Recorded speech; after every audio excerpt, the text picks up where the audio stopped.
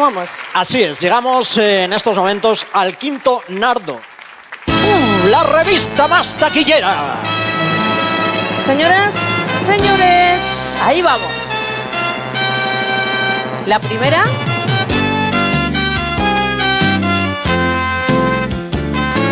Ahí.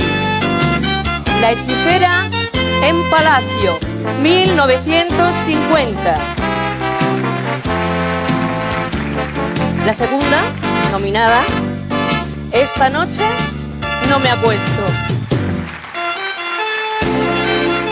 O me lo he saltado yo o lo tengo mal apuntado. El último tranvía también estaba por aquí, en 1958. Ana María, 1954. Esta es la hechicera en Palacio. Bueno, pues hay un problema en el orden, no pasa nada, ¿verdad? Me queda por nominar, señoras, señores, por La calle de Alcalá y Águila de Fuego en 1956. Con esta he coincidido. Esto ha sido... ¿Vale? Bien. Es el quinto nardo. Y la ganadora es Por la calle de Alcalá. Escrita y dirigida por Ángel Fernández Montesino y protagonizada por nada más y nada menos que la superstar Esperanza Roy. Y que hoy, señoras y señores, la tenemos Gran Vía de en Madrid. breves en el escenario. La gran superestrella de la revista.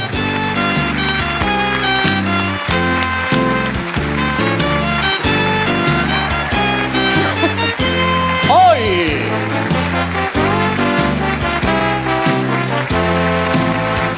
Esto es una estrella. Dios de mi vida. Esto es una estrella. Aquí la tenemos.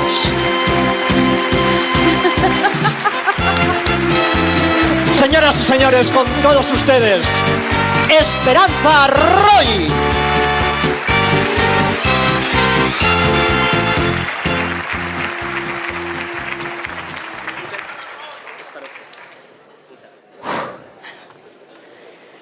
Madre mía.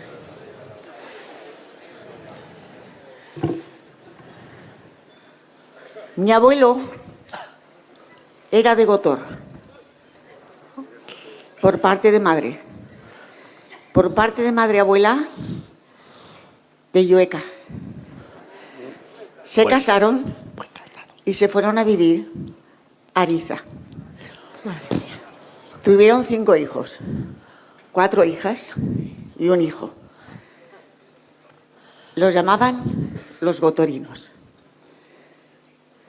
Mi madre, que era la segunda, a los 13 años, en aquella época, que mi abuelo tenía un negocio de lanas, hacía colchones, le llamaban el colchonero,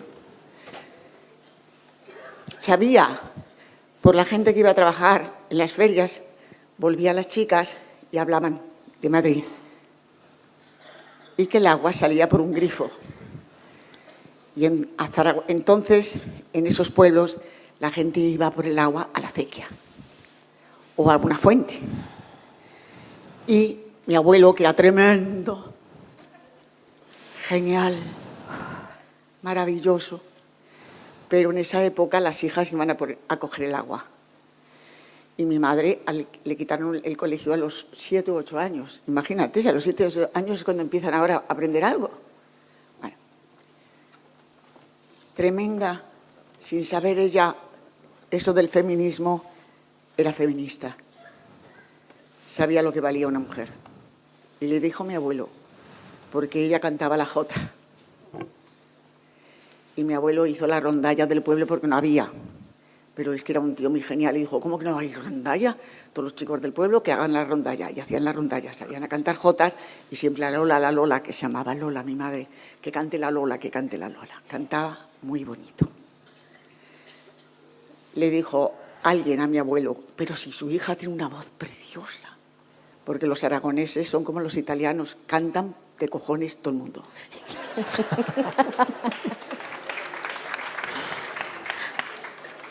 Porque nos manda usted a Madrid, que tiene usted para poderla que estudie el bel canto y toda esa cosa. Y le dijo mi abuelo que era genial, pero la moral. Y dijo, antes la vio colgada que sea artista. Y mi madre no fue artista. Vino a Madrid con 13 años, porque se vino en casa de una tía y le dijo, mira, Maño, que yo ya más agua no coja, que en Madrid hay un grifo que el agua va a todo el mundo. Se vino con una tía en Madrid, hermana de mi abuela. Se vino a Madrid con 13 años, se enamoró de Madrid. Madrid entonces era una ciudad europea. Fijaros lo que os digo, ¿eh? Parece como tontería, pero es cierto. Toda la cultura estaba allí. Y los grandes escritores del teatro, alrededor de Madrid, o madrileños, o casi todos, tal, quitando magníficos, como los gallegos, como los, en fin, Unamuno, Vasco, en fin, quiero decirte, pero el teatro, Madrid. Entonces mi madre conoció a mi padre, que era castellano, de izquierdas, culto, se enamoró de mi madre porque la vio inteligentísima, además de tener un cuerpo que no se podía aguantar, claro. Se casaron, tuvieron 6 hijos y, por desgracia, después de la guerra, además de perder la guerra, mi padre murió. Yo, con 6 años, bueno, mi padre murió, tenía 5, pero con 6 años iba con mis hermanos, que tenía la suerte de haber tenido un padre muy culto, que los enseñó a todos, decir, trabajo y cultura tienen que ir juntos, las manos y esto.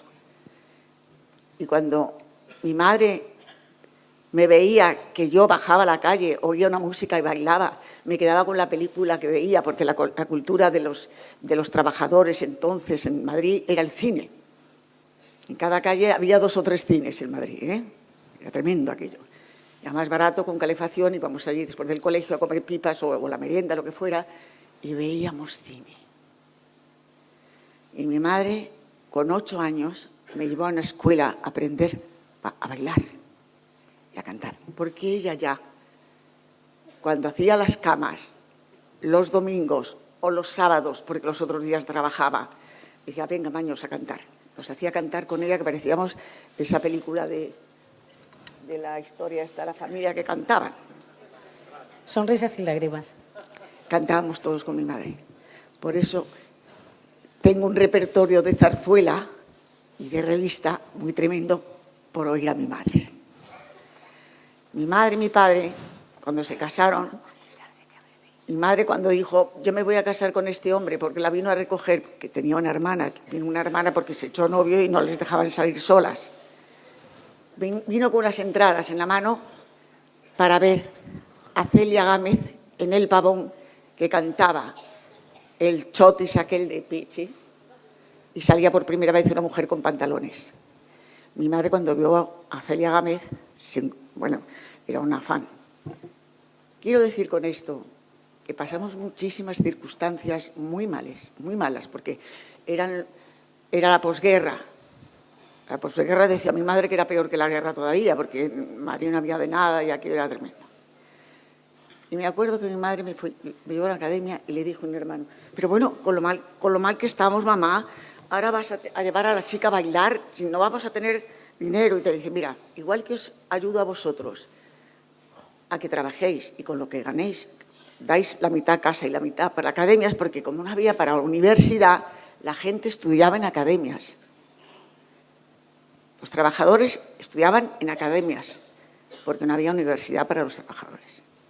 Entonces, mi hermano mayor, que se fue a Francia y estuvo muchos años en Francia. Y cuando volvió, y yo era bailarina, que empecé a trabajar a los 13 años, maravillosos, ya un sueldo más que todos ellos, porque en el teatro siempre se ha ganado un sueldo más importante que cualquier trabajo que había. Yo me acuerdo que dijo a mi madre, mira, Maños, no os pongáis así, porque esta ha nacido artista, vosotros no. Podéis hacer todo en esta vida con muchos éxitos, señor. pero esta es artista. Sí, señor. Es muy largo, te tengo que decir. Es que no me puedo. Es que yo estoy aquí porque soy amiga de Luis. Y nada más conocerle, ¿cómo se llama el Teatro Paraíso? ¿Cómo se llama el teatro de él? Oasis. Oasis, Teatro Oasis. Y decía yo el Paraíso. Caramba. Sí. Yo ya vi que este hombre, su pasión era un mundo de fantasía, frivolidad, maravilloso, porque claro, espérenme, que yo con bailarina me fui a Europa, la gran universidad de mi vida, conocí la democracia con la cultura, yo no sabía lo que era democracia, y de pronto me di cuenta que la revista en Alemania, que fue donde sacaron la revista porque salía del cabaret, la gente que hacía cabaret eran la hostia de artistas, eran buenísimos. Hacían cabaret, cantaban, bailaban, tocaban piano, cómicos, era como una especie de vibraciones aquellos. Y Francia lo vistió y dio culto al cuerpo. Por eso en Francia salía la gente desnuda con 20.000 plumas, pero desnudos. Entonces, todo el mundo se quedó apabullado de la revista y fue mundialmente conocida la revista. Y en España, con todo lo que hay de arte, de verdad, que es un país de mucho arte, se creó una revista que la mujer no hacía falta ni que cantara ni que bailara. Con el mero hecho de salir, se quedaba la gente impresionada porque eran las más guapas, las mejor hechas. No importaba que cantara ni que bailara. Pero el morbo es el morbo. Y aunque no salía nunca con estos trajes que han salido ahora, eso lo hizo Fraga, lo del bikini lo hizo Fraga, pero salía la gente con esto, tapaditas, y con un volante por aquí para que no se vieran las tetas. Yo creo... Y entonces Discúlpame. hubo una fuerte conmoción para mí cuando veo que en países como Inglaterra, Alemania, Francia, siguen teniendo revista. Y en España se acaba la revista. ¿Por qué? Porque es mi cara, primero. Y el gobierno no la ayuda. Hay zarzuela. Y la zarzuela, los autores de la zarzuela hicieron revista. Y cuando se hizo la corte de Faraón, que es cuando el autor dijo, oye, vamos a hacer unas cosas para que cante la gente, las cosas que pasan. Y fue ahí va. Lo cogió luego la zarzuela. Y os voy a explicar una cosa. La revista nació con una zarzuela que se llamaba La Gran Vía. Y vieron que lo que le gustaba a la gente era saber lo que pasaba en la vida y mujeres maravillosas, fascinantes y cómicos extraordinarios. Mujeres maravillosas y fascinantes, señoras y señores. ¿Por dónde prefieres? ¿Prefieres por ahí? Bueno, es que es una escalera que tiene lo suyo, ¿eh? Pero el que tuvo retuvo y una supervedette siempre es una supervedette. Igual que desfilaba por la calle de Alcalá, hoy ha desfilado en el Teatro Principal, nada más y nada menos que ella misma.